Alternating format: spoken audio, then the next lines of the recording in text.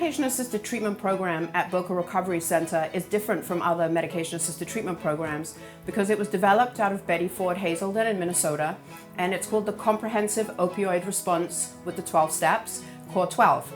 And really what that means is the medication is just one small component of an overall treatment program that really centers around the 12 steps. This allows individuals to really focus on individual therapy and groups, and also develop a strong sense of program and develop connections in the community with other sober supports. And then from there, the medication is also going to allow them to be able to focus on what they need to do in treatment and on the outside world without having those strong urges and cravings to use.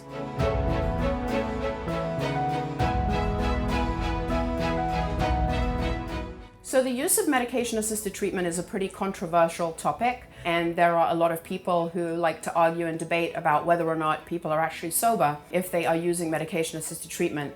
And as a professional, what I like to tell individuals and also their families is that the road to recovery is really just that. It's a road, it's a path, it's a journey.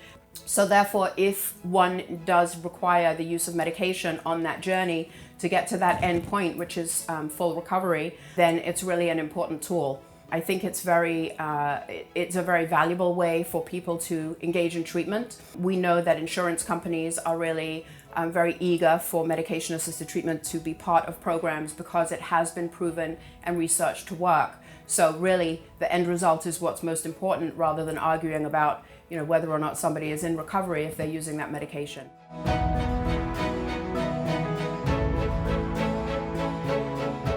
A lot of people ask if it costs more money to be a part of the medication-assisted treatment program at Boca Recovery Center, and the simple answer to that is no. There are no additional costs to be a part of the program. There are certain rules and guidelines around who would be able to meet criteria for the program, but in general it does not cost any additional money. The only funds that would have to be accessed, and this is the same for all medications, would be any copays that the individual would be responsible for.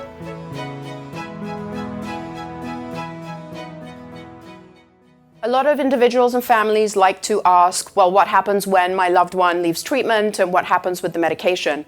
So typically when a client comes into treatment, they're here with us for a couple of months. And over that time, our goal is to taper the medication down to as low or even to zero. In some instances, that's not always going to be medically viable. And so what we try to do is we try to get the client to the lowest possible dose, and then we either refer them to an outpatient provider when they return home, or if they stay with us, we can find providers in the area who are familiar with our program and how we give out the medication so that the clients can continue on and stay on the medication for as long as medically is necessary. It's really important to know that while the end goal is generally always to have a client come off of the medication-assisted treatment, there are going to be some individuals who would really benefit from staying on low doses for longer periods of time. And that's something that was researched and developed also out of Betty Ford Hazelden. So I like to tell people it's really important not to rush the process. And if it's time to go home, we will find outpatient providers for you in your area.